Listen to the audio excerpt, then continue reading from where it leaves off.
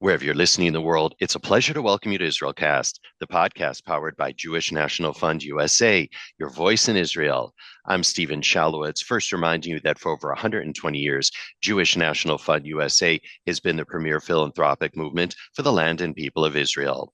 While best known for planting trees in Israel, JNF USA contributes to Israeli life in so many ways, including community development in the Negev and the Galilee, preservation of heritage sites, supporting people with disabilities, connecting high school and college students to Israel, and helping our brothers and sisters in need following the heinous October 7th terrorist attack. To learn more and to see how you can contribute, do visit jnf.org. Once again, jnf.org. Plus, if you haven't done so already, we'd love it if you subscribed, rated, and reviewed us. 5 stars, of course. Wherever you get your podcasts, it's so easy. And we'd love it, too, if you shared the show within your orbit. All right, as for this episode, we turn our attention once again to the sad fact of Jew hatred and Israel bashing on college campuses. And for that, we're joined by Professor Ronen Shoval. Now, Ronen is a distinguished philosopher and the author of numerous articles in both English and Hebrew. His first book, Herzl's Vision 2.0, explores the political philosophy of Zionism. His latest book is Holiness and Society, a socio-political exploration of the Mosaic Tradition. You can pick up a copy of both books wherever you like to buy your books. Indeed. Now, Ronen serves as the Dean of the Argaman Institute in Jerusalem and the head of the Herzl Advanced Program for Philosophy and Culture Studies. He also served as a research fellow and lecturer in political philosophy at Princeton University. And in 2015, we should add that the Allgemeiner named him one of the top 100 people positively influencing Jewish life.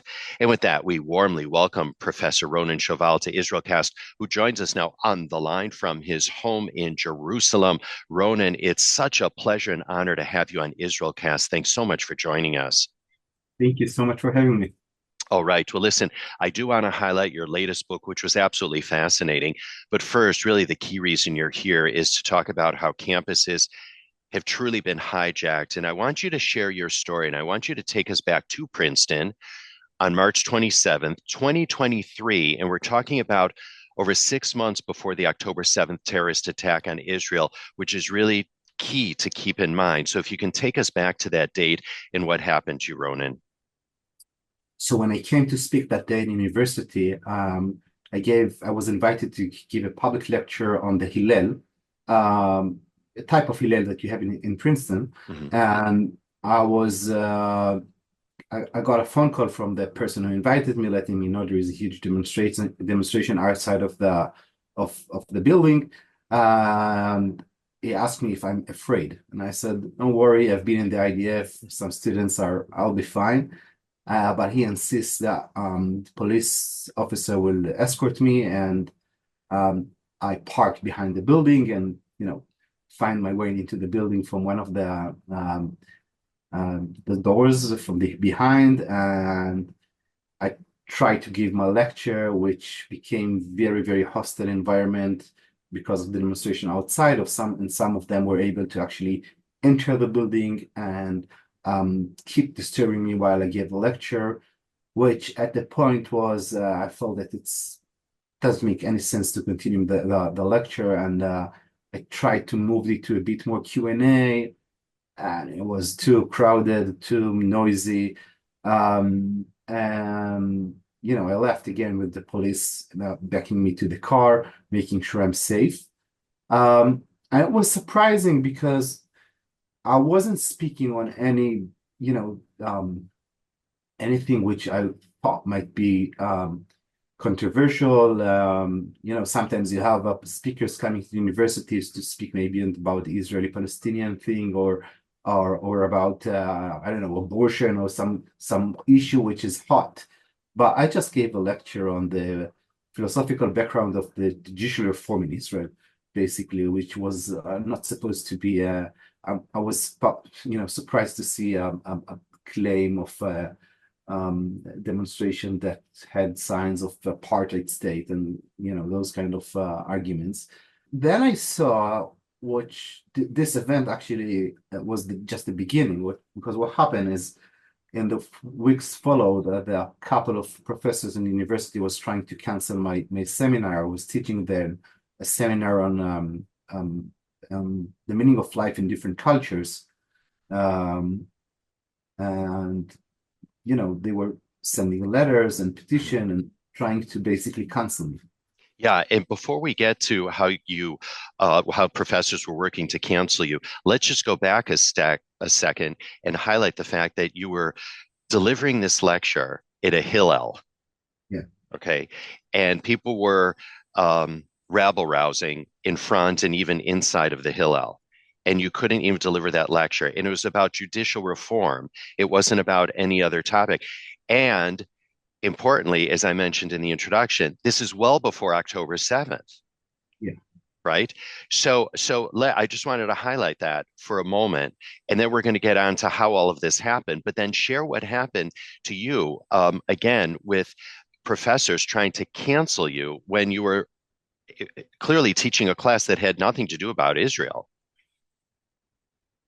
Well, I think that the fact that they were sending letters and I was what struck me, I sent a request to meet with the dean of the university, and he never answered my request.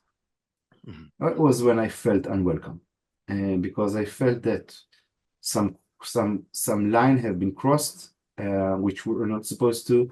Other professor from the university trying to basically limit the freedom of speech, and I felt in a way unwelcomed. And then who were these professors, Ronen? What were they teaching? What were their departments? If you can talk a little bit about that. They were from the department of, if I'm not mistaken, psychology, and I can't remember the other one. But they were liberal arts professors, is what you're saying. Yes, they were liberal art. And had you noticed any sort of antagonism towards you prior to your delivering that speech or trying to deliver that speech? I think they were unaware that I'm there, and because I was, doing my stuff, and I didn't took any attention. And the moment I got some attention because of they had some publicity for this event. They noticed me and they tried to cancel me. But to be honest, Stephen, I was not surprised from October 7 reaction, because as you mentioned, I saw it in advance, and I don't think it was I didn't take it for as in a personal level for a second. It wasn't against me as Ronen Shoval. I'm not important enough. It was against what I represent. I think it was for me representing strong belief in Israel, in Zionism, without even it wasn't even with any connection to what I teach. It was like the moment I was framed as part of being pro-Israel, that's it. And talk about what you were teaching then at Princeton. Yeah, I was part of the political philosophy department, part of Jim's medicine program. My course was on meaning of life in different cultures. This was my seminar. I was teaching classical works from different cultures and trying to to teach the students, actually to expose them to different opinions about the meaning of life. Which I think is a great endeavor for students to when they come to university, to understand that there are different perspectives to the big questions of what are we doing in our life and how we spend our time, and what is the meaning of life. It's a big question, and I think that the discussion in universities should be much more tolerant towards different perspectives than it is right now. Yeah. And we should add that you are a highly credentialed professor. I mean, before we started rolling, you reminded me that you received your PhD from the Sorbonne in Paris. So clearly, you know your way around academia. Yeah, but it's as I said, it wasn't about me. It Right. wasn't about work. It's about what I symbolize. Sure. And I want to ask you and go back to the point. So you tried to be canceled. The professors tried to cancel your class, right, and really in effect kick you out of Princeton. And you tried to meet with the Princeton hierarchy. You tried to meet with the deans and so on. Were you ever able to meet the deans? If you were, what were those conversations like? And if you weren't, what was the response that you got? So there are two layers for that. From the administration itself, the dean never respond my email.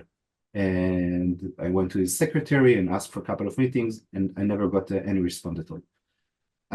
Nevertheless, I want to mention that the James Madison program were amazing. Professor Robbie George, Professor Brad Wilson, all my colleagues, all my professors that were working with me, they were very supportive, and I feel that you're still inside Princeton, some safe haven of free speech, and you can still find them in at least at the James Madison program. Yeah, so these were professors outside of your program from other departments that were trying to cancel you and get you kicked off. Yeah. Yeah, which So is absolutely absurd. my colleagues that know me, uh, they were very supportive, and I am grateful for their friendship. By the way, none of them is Jewish, but it was, I felt the warmth and the friendship, and I think they are amazing people there. And I don't want to say that all university is total loss. I don't think this is the situation, but I think what's the problem is that the more radical voices have um, more more power, and they are more, I would say, on an offensive and trying to limit the ability to have an open discussion and discourse in the university. Right. And by the way, we should share with our listeners that how our conversation got precipitated is that you wrote a piece in the Allgemeiner on November 5th, 2024, titled, I was shunned at Princeton for being a Zionist. We must actively ensure academic diversity now. Because clearly something happened to you well before October 7th, and you've seen this just cascade of anti-Zionist sentiment just brewing on college campuses and really exploding this last year. So I do want to get that out. And certainly our listeners can go on to the Allgemeiner and check out that piece. But I want to go back just to something before we talk in more broad brushstrokes about what's going on college campuses. Is so when you reached out to the dean and you went to the secretary, and I'm just wondering what were you told? Because clearly there's 24 hours in a day. Certainly a dean has 15 minutes to meet with Professor Ronen Shoval. I can show you my email list. They never answered any of my emails. You never got it, and that to me is despicable. I mean, you get these highly paid deans, and you know what, Ronen, one of the reasons why, first of all, it bothers me is a Zionist that you were trying to be canceled as a fellow Zionist. So that upsets me. But what upsets me as an American is that my tax dollars go to fund universities like Harvard, like Princeton in your case, like University of Pennsylvania, like Columbia, for example. We're paying tax dollars to go to these universities, and we're paying the salaries of these deans. Yes, they have a big endowment from their alums and so on. I get that. But our tax dollars are also going to these universities. And I think it's reprehensible that the dean, do you want to give the dean's name? I think we should share the dean's name, or don't you feel comfortable? Again, Steven, I don't want to go to a. Okay, that's fine. I want to do what you're comfortable with, but clearly you and our listeners can sense my real anger at this and hearing this, that a dean does not have 15 minutes to speak with one of the faculty members. Yet it's very heartening, Ronen, to hear that your immediate colleagues were very, very supportive of you. And we do want to celebrate them, and we want to salute them. And we hope that you do go back to Princeton, and we do hope that you continue to work with those colleagues and within that program. So we really want to salute them, because to your point, it's not every professor. It's just that, again, so much of the hardcore anti-Zionist folks have really hijacked the conversation. So, as you said, I prefer to mention the good people who helped me. Okay, good. So I You're think far more diplomatic, Ronen, than I am. So there you go. But to go back to the whole point of what's been happening in academia, how do you think, because as I said, you clearly know your way around academia, how do you think we got to this point then in the first place? well, that's a good question. I think that what happened is many fields in academia, mainly in the humanities and liberal art, have been hijacked by a kind of phenomena, which we can think about through the Overton window, which is getting radical generation after generation. What happened is that they are so radical right now that they don't know what the previous generation didn't teach them. So they actually lost the track of different heritage of knowledge. And when I taught my students at Princeton, Aristotle, and we were learning his books on politics. And in his books on politics, he speaks about slaves. Mm-hmm. So does it mean that we are not allowed to learn Aristotle anymore because he had slaves and he justified slaves? And I think that we are we might be very soon in a place that we can't even learn Aristotle anymore. Okay, and it doesn't mean that we have to justify everything that happened in the past, because not everything is justified. But it means that we need to learn from history, not to try to erase it. What's happening right now in universities, and let's talk about Princeton, because they did it to their own president and the president of the United States, Wilson. He had a famous building just outside my building, and they decided to change the name of the building. Basically trying to erase one's history. And when I was there, they were trying to take down the statue of Witherspoon, the first president of the university. So I think those phenomena are basically trying to erase history.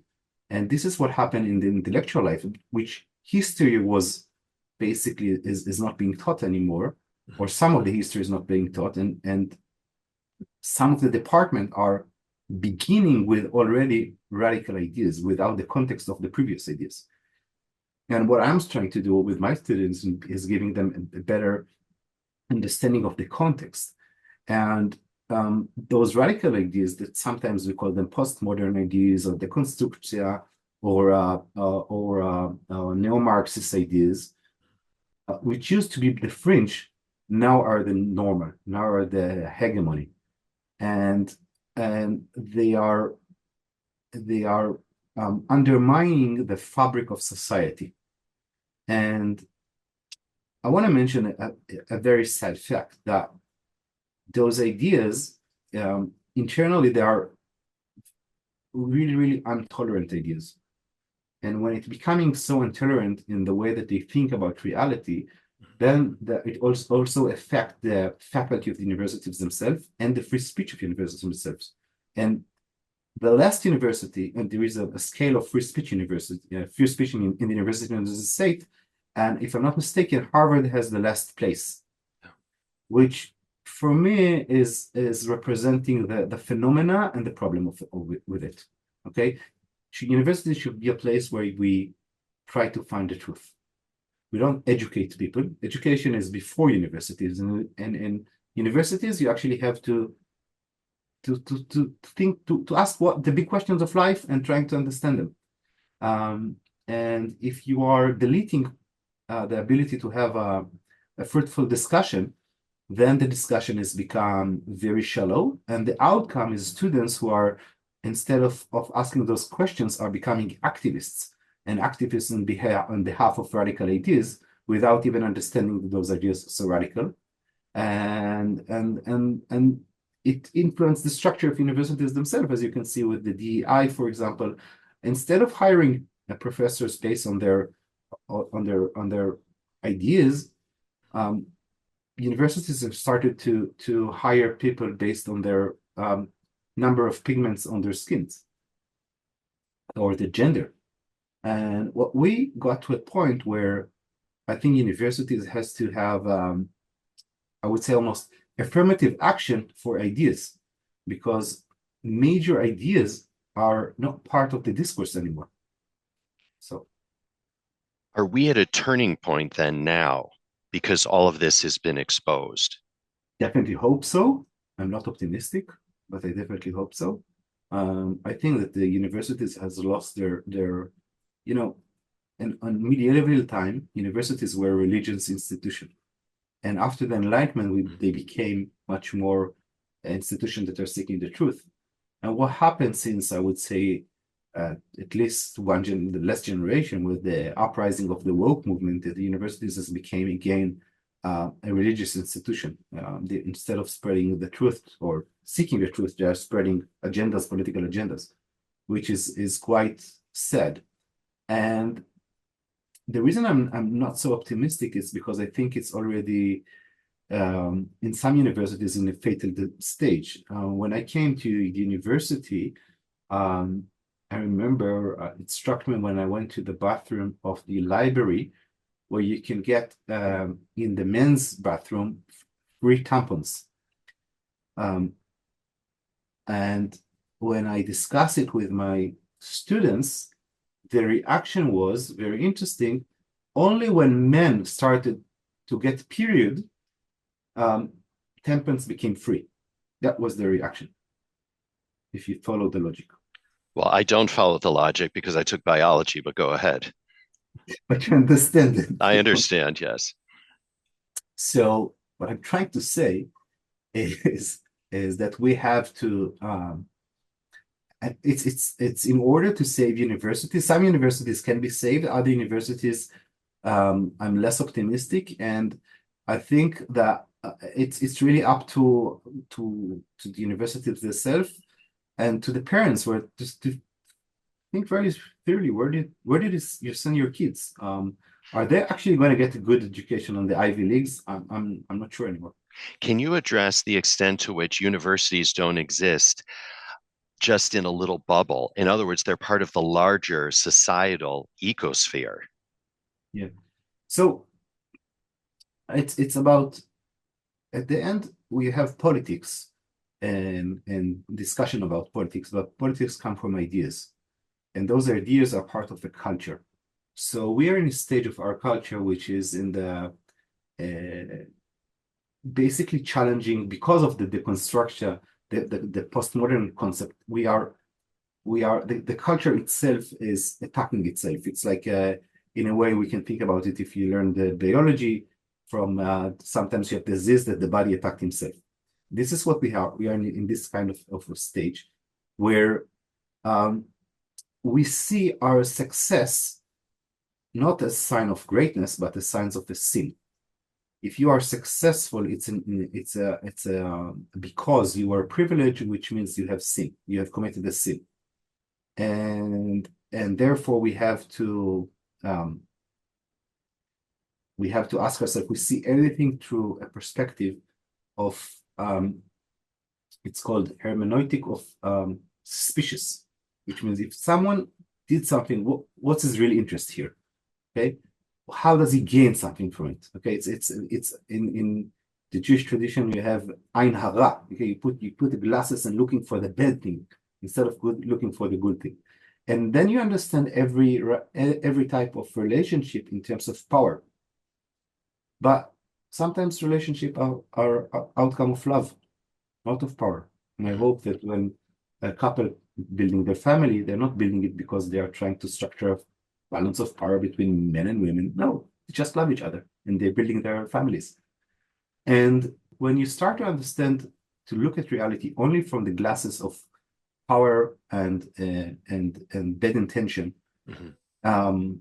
it's becoming a disease which change everything. And then you can start to see any success story as a success of as a story of using the other for building your own success.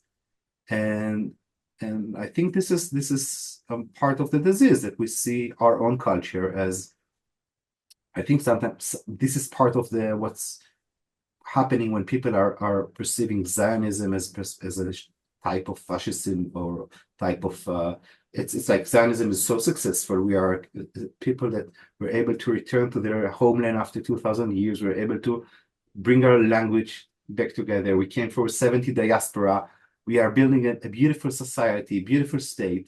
And people say, okay, that means that you are evil.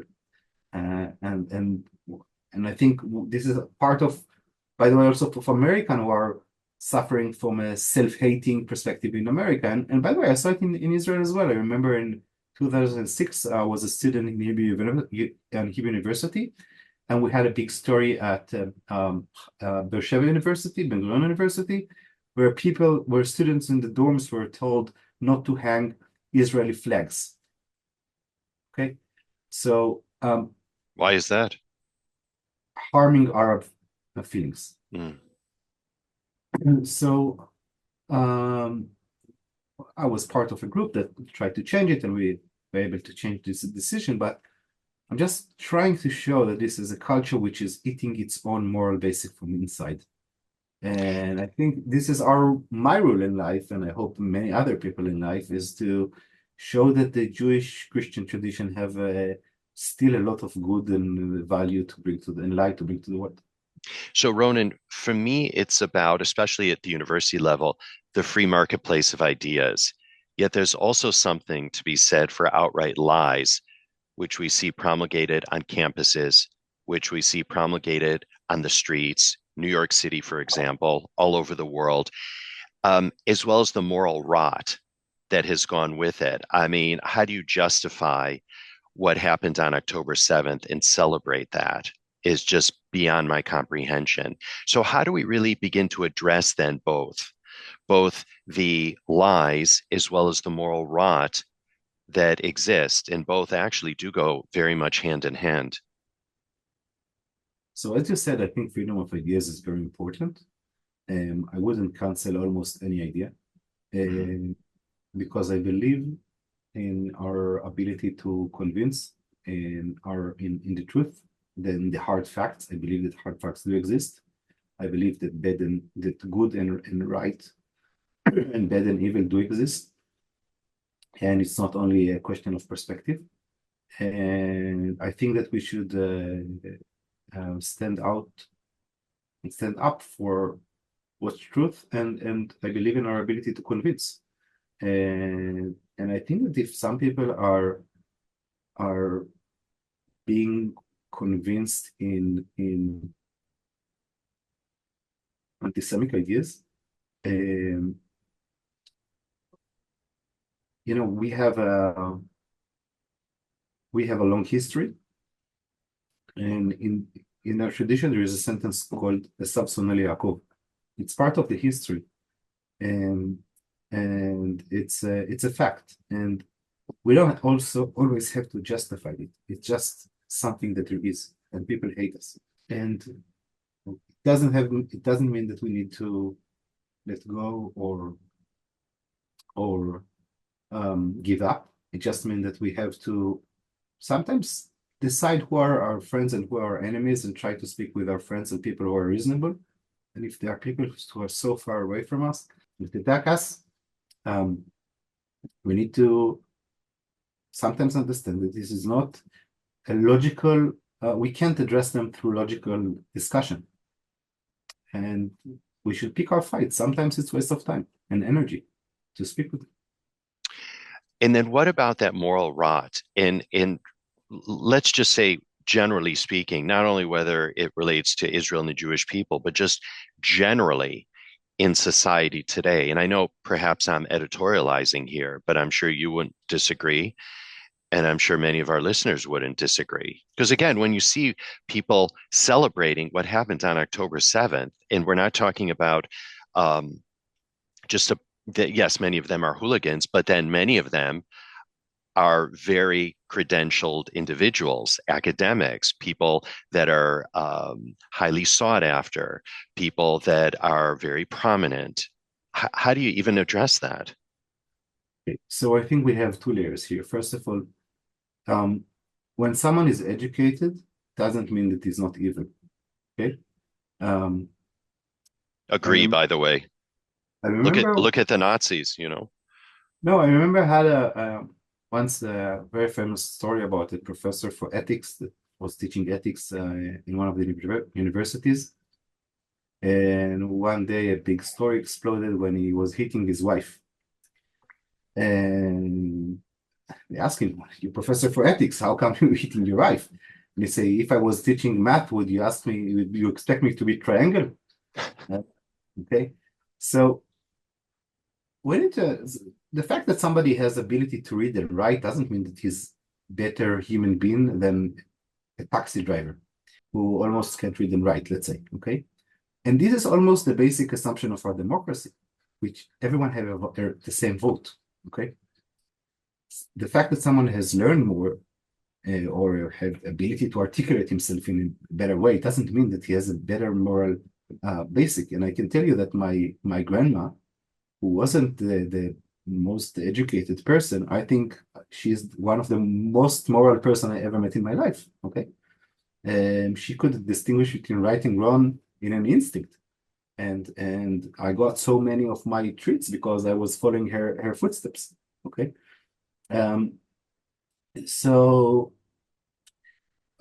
I think that this is an educational level, but if you try to ask the more fundamental level, I think that we have a clash of many philosophical discussion inside our tradition. And basically what's happening right now is the Jewish Christian tradition is collapsing, and into this vacuum, a new set of beliefs are emerging, whether it's radical Islam or woke, which are basically two types of answer to the big question of what's the meaning of life. Because if Jewish Christian tradition doesn't give us any more in the West the answer of meaning of life, people are still looking for meaning of life, and they find them in different paths. And our strategy, those two paths are anti-Semitist paths. Okay, the radical Islam and the radical left are working together against us, and I think that the big question is how not only we are challenging their assumption, but also rebuilding and reestablishing the values that brought us to this point. And I think that we can't take it for granted. Everything that we see around us, all the good things that we see around us, are an outcome of years of people who have been working years and years and build those amazing achievements that we have. The challenge is, if you think about it, technology, if we found something in technology, it moves very quickly to the next generation. Okay, we were able to, I don't know, have a iPhone. The next generation will also have iPhone or something more sophisticated, or computer, and so on. But how to translate from generation to generation moral assumption, that's not moving from generation to generation. Each generation starts from zero again and again and again. Each generation we are being conquered by the barbarian forces, which are the kids. Okay, they start from zero, and we have to give them something. This is our heritage that we need to give them to them, and give them tools to how to be moral person, moral human beings in their future. And when our generation is having doubts regarding what's right and wrong, and we are giving our kids this doubt, the next generation doesn't have answers and is starting to look at them in other places, and the outcome is catastrophe. Wow. I never quite heard it like that, Ronen. Thank you for sharing that. Just before we move on to your book, Holiness and Society, which was absolutely fascinating, but how did we get to that point where morals are not taught to kids? How did we get to the point where Judeo-Christian values have been crumbling? And have they really been crumbling across the board or only in certain segments of society? Because you still have some communities and some swaths of people around the world that are still very traditional, that are still very devout, and that do have the values that have been handed down from generation to generation. And I'm just wondering if you can address that a bit. Well, that's a very big question. We should address it in a full seminar. Okay. We'll have to have you back for a full seminar. How's that? I'd love to. I think that if you read Nietzsche, for example, Nietzsche is already talking about the fact that God is dead. And he understands it, and he's not celebrating it. is mourning it. It's a tragedy that God is dead. And he said, why does God, sorry, I can say it in Hebrew, but I don't have the right quote in English, so I That's said okay. more or less. So he said, we killed him. That's the tragedy, that we killed our God. And God represents the moral value. And now we have to invent values. And when you invent values, who said that your values is better than my value? Okay. So we started to be in a society where everything, the values are fragmented. And the moment the values are fragmented, you can convince on anything. And then the next generation is, then you're starting to question the laws, because laws are based on values. So everything start to crumble. And it's actually started in, let's say, 18, 19, you can start to see it even in the French Revolution. But if we are asking ourselves where this lead us, I think we had let's say in the West, if we think about it like that, after the Holocaust, there was a big question about the values of enlightenment.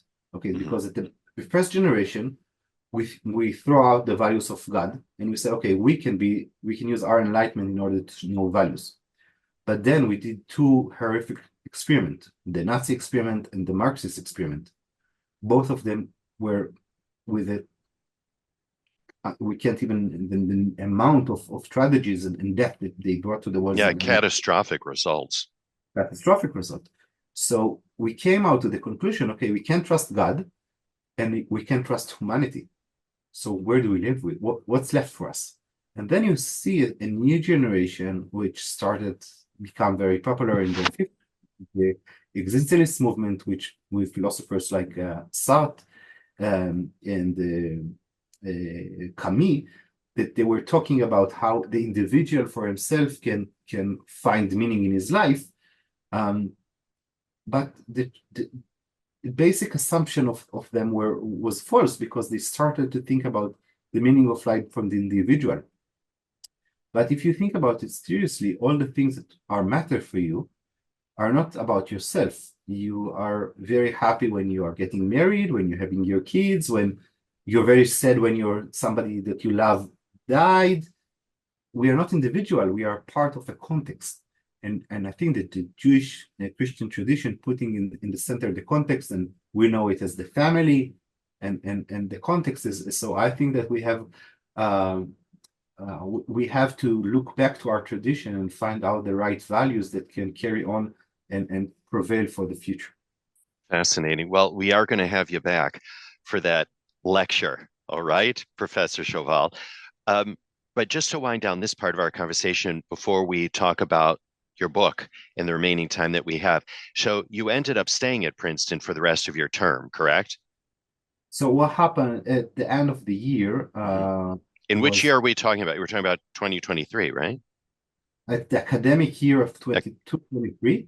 Yeah. The next academic year, I decided that I want to move to a different environment, which became very, like, I want to thank God for the opportunity to move. I moved to the Ethic and Public Policy Center in Washington, D.C. That invited me to be a scholar over there and to continue my work. And it was a huge gift for me because of this move. On October 7, when the attack happened, I could tell them something which I wasn't not able to do if I would stay in the university, which is I have to move to Israel. And they took the first plane back, and I served in the army for a couple of months, protecting the Am Israel and Menat Israel. So it was, I really had luck. So they were very, very much understanding of this. They understood the situation and they completely supported me.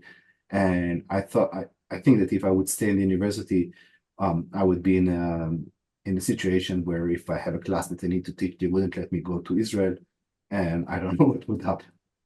What did you do in the army when you went back for reservists, if you don't mind me asking?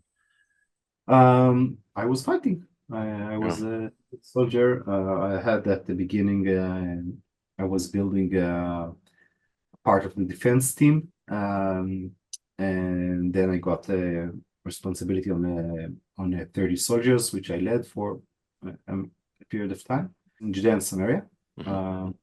We were, since I'm not young anymore, we were replacing the Tzalchanim, parachutists, and went to Gaza, and we replaced them in Judea and Samaria.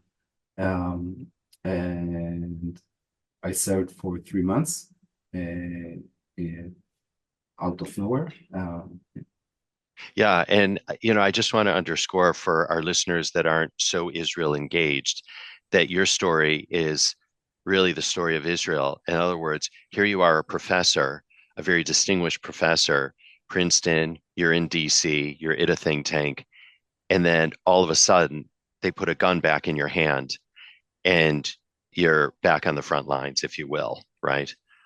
So I'll tell you, on October 7, when it happened, and I called my brother and asked him, and he told me I'm running back to the army. Also, he's in reserve. He's 30 years old, and I felt, oh my God, I can't be here. And I asked, I immediately bought a ticket to Israel. I took the first flight home, and all the units, we had more than 100% people just banging on the door asking to volunteer.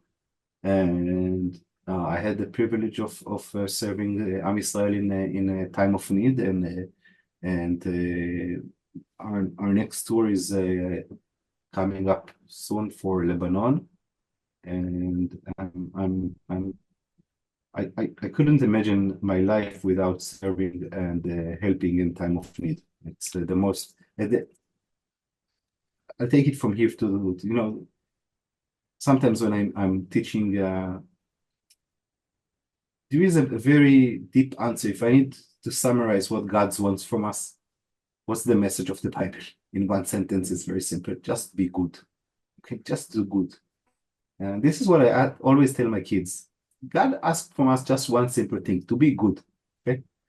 And when it needed, I think this generation, not my generation, my younger generation, the TikTok generation in Israel, show that they are so good. They're willing to risk their life, to leave their families, to do everything they need in order to protect the Jewish people.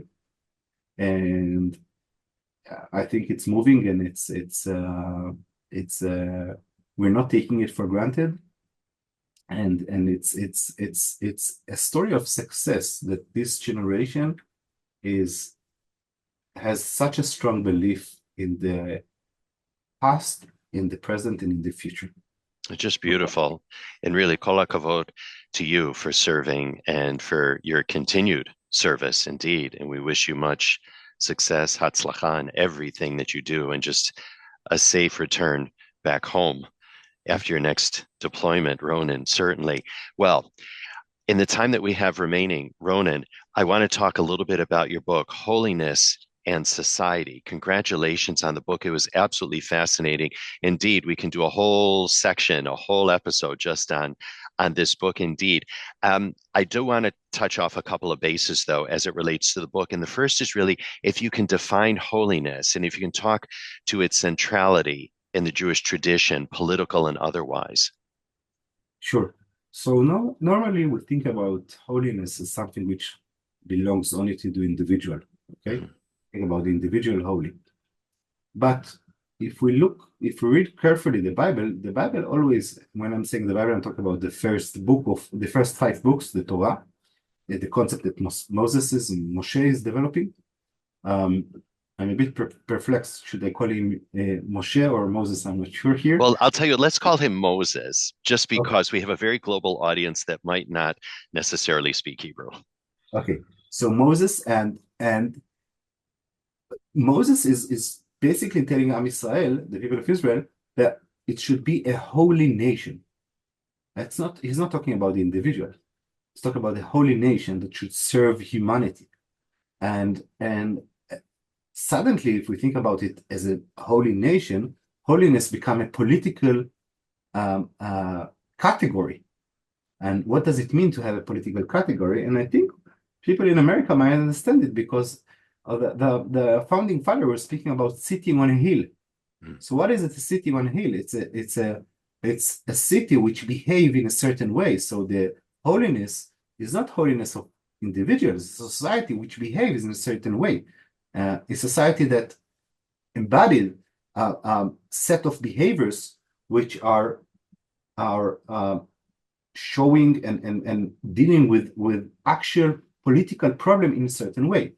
If you think about it, for example, how to deal with poverty, how to deal with terror, how to deal with so many political issues, the Bible is offering us a way to think about it as a collective issue which has to implement holiness at the outcome of what you would like to achieve.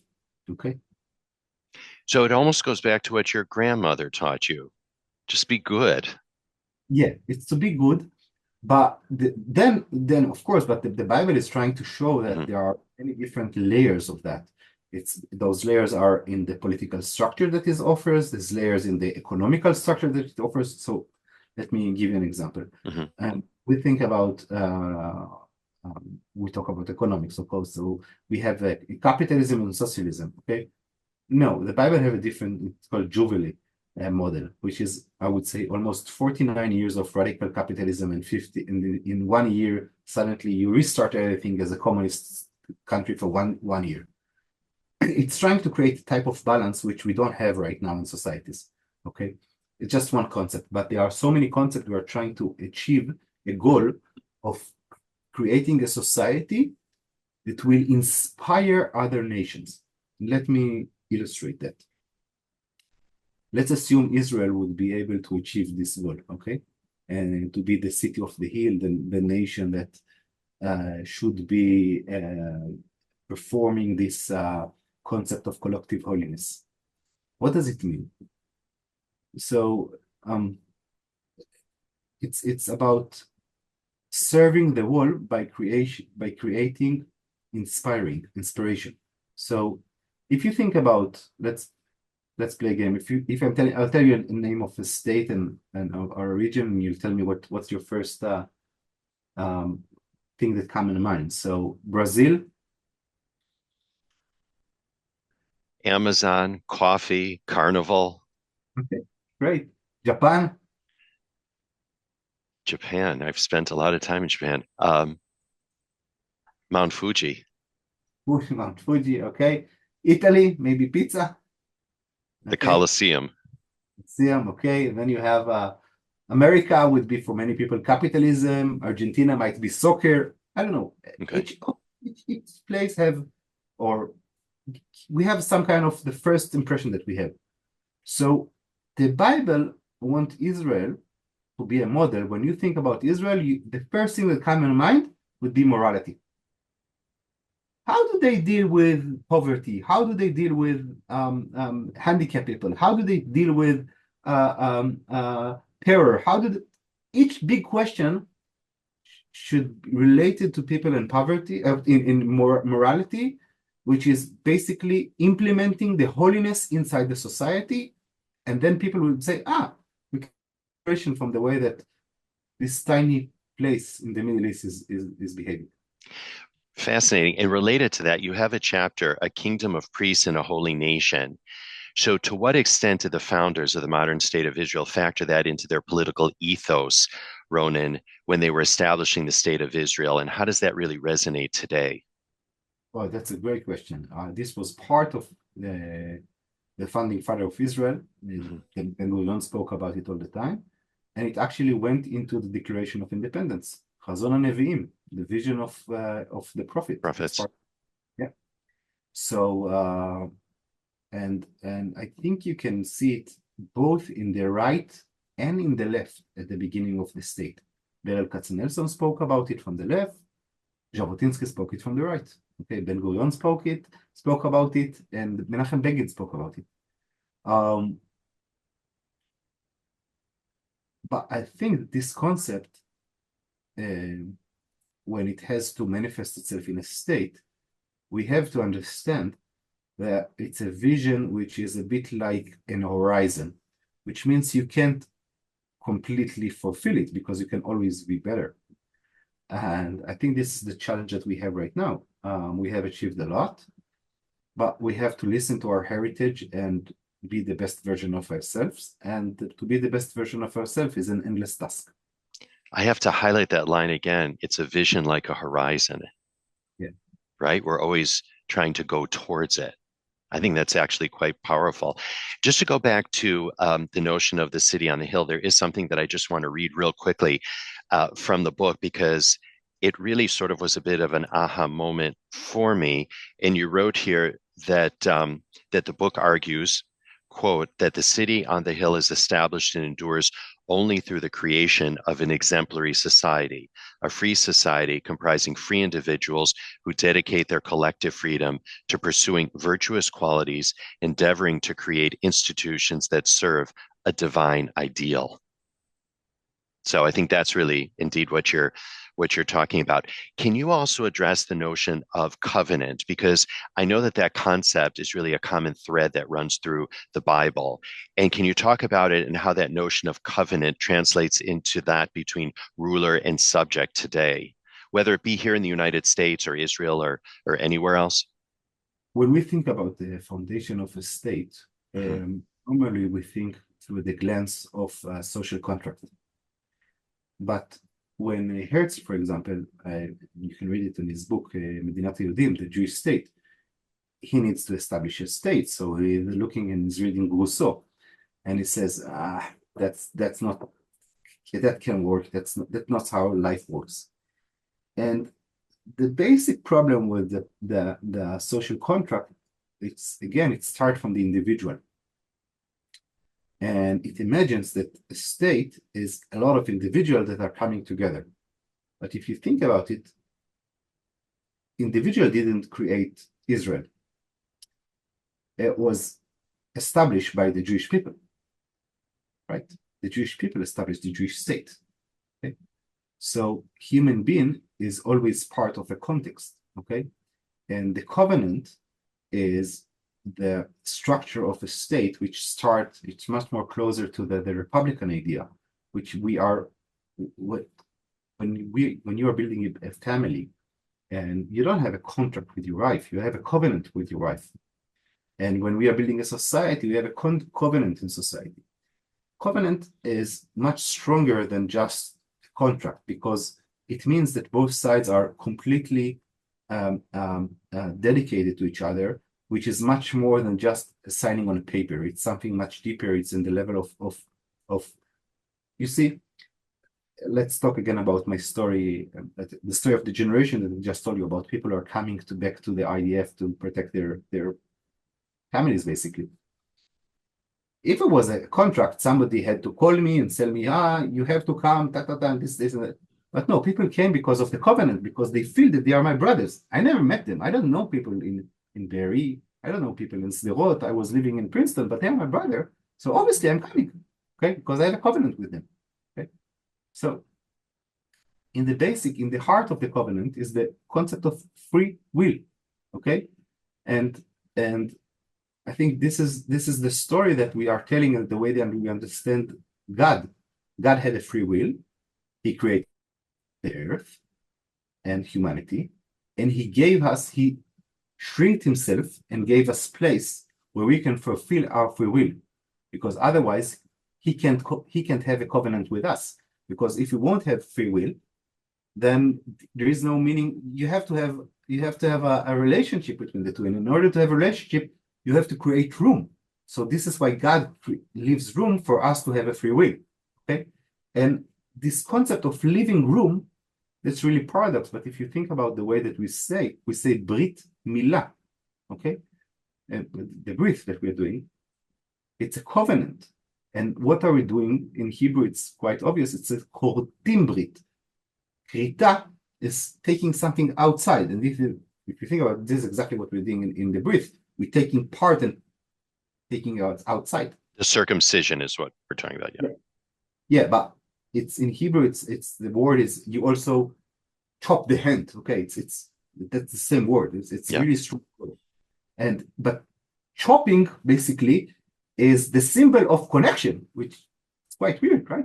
But in order to have a real connection, you have to leave room for the other individual, for the other uh, uh, uh, The other part, party. the other party, because otherwise there is no room. So this is the secret of our relationship with God. This is the secret of, I hope, our relationship with our families, that we leave room for each other and respect each other. And this is how we build a society, which we have to have our own individual and put our needs in the center. But at the same time, we have to understand other people have needs, and we need to find a way to work with them as well by leaving room to each other to be successful and having a society which is based on those values. Ronen, just a couple other bases because I'm super mindful of your time. I thought it was really enlightening how you wrote that we should understand the Ten Commandments as the constitution of the Jewish people. And I'd love you to zoom out a little bit on that. Yeah, wow, that's a tough question.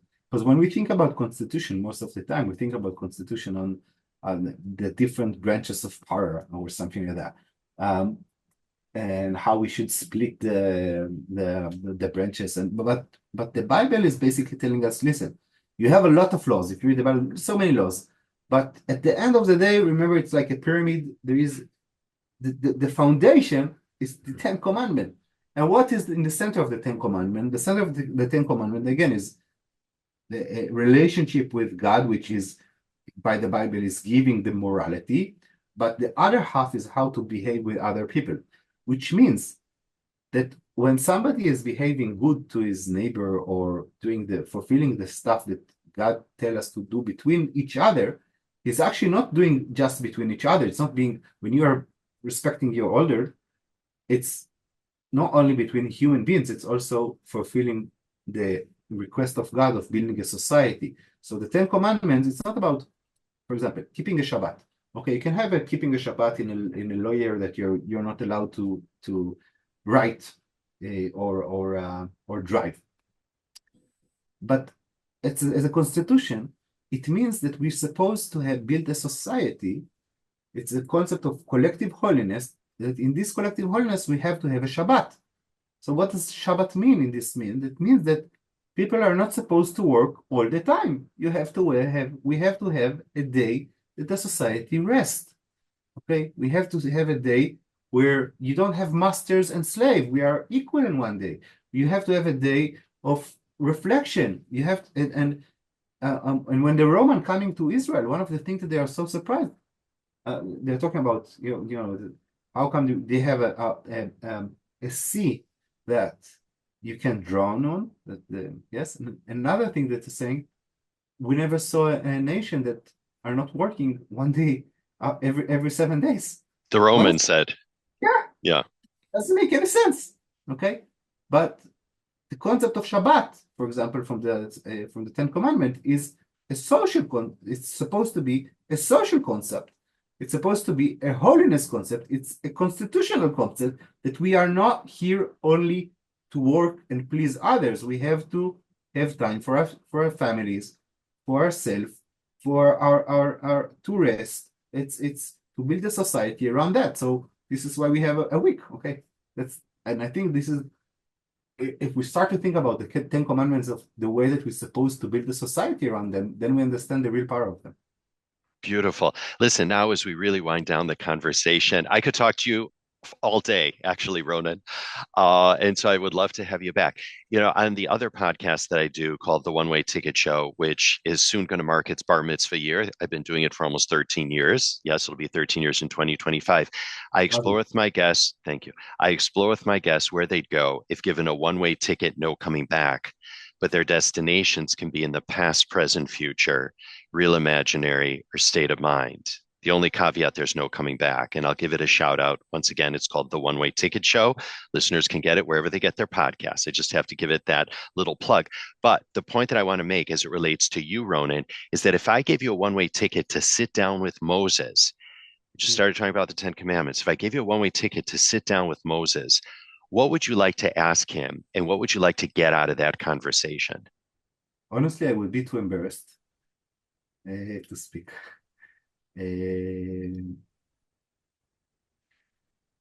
I think I wouldn't ask him a lot. I would just look how he behaves and learn from his behavior. Um, and it's a How's that for a philosophical question, Ronen? it's we need to sometimes we're looking for short answers for the big questions, and Maimonides taught us that we need to spend time and reflect. So I would just try to stay in the shadow and learn from the way that he leads the people. And I do have some tough questions for him. But here's one question that come in mind, that he had a very interesting debate with God, and he's arguing with God that he should forgive Israel in the The Jewish desert. people. Yeah. Um, and I wonder what will happen if he would say, let's start with Moses, like God offered him. We can start, God offered him. We failed in the desert so many times, and God offered him, let's restart now with you as the father of this nation. And God said, and Moses argue with God and say, no, you're mistaken, and you have to forgive Israel. And after everything that Am Yisrael did for him and everything that he suffered, where did he have where did he took the power to actually have this kind of discussion with God, and the ability to find so much love and mercy for people who made him suffer so much? Oh, wow. It's a fabulous answer. Well, listen, Ronen, there's still so much more to cover. We would love to have you back, but for the moment, we just want to thank you so much for Yes. joining us here on this episode of IsraelCast. And indeed, we look forward to, again, continuing the conversation. And for your dear listeners, once again, Ronen's book, Holiness and Society, a Socio-Political Exploration of the Mosaic Tradition. If you're watching on YouTube, I'm holding it up right now. I think next time, Ronen, because you are a Zionism specialist and also a specialist on Herzl, we'll have to have a whole conversation just on Herzl. Love to, love to. Oh, right. Oh, right. Indeed. And we look forward to having Ronen back. But in the meantime, we'll have info about Ronen on the show notes page of our website, jnf.org/IsraelCast. And we do release new episodes of the show every other Wednesday. In fact, I'll be releasing some bonus episodes as well. And just so you never miss any episode, do subscribe to us wherever you get your podcast. It's so easy. Simply search for IsraelCast. And as I said at the top of the show, rate and review us, because that really helps make it so much more easy for more folks around the world to find us. Or you can also always enjoy the show by visiting us at our website. Once again, it's jnf.org/IsraelCast. Now, it takes a whole moshav to put IsraelCast together. For that, we thank Vivian Grossman, Stefan Oberman, J.D. Krebs, and Ellie Kodrin. Our editors are Jay Rothman and James Casada from Miratone Studios right here in the very heart of New York City. And the music that you hear at the top until the program is titled My Eden. It's by the very talented Rafi Malkiel from his album Water on the Tzaddik label. IsraelCast is powered by Jewish National Fund USA, your voice in Israel. For more info about JNF USA, do visit jnf.org. And if you'd like to write to us with story ideas or just to say hello, I know Ronen would love to hear from you, and so would I. So do email us at israelcast@jnf.org. Once again, our email address, israelcast@jnf.org. Meantime, I'm Steven Shalowitz. Thank you for tuning in and looking forward to having you join us on future episodes of IsraelCast.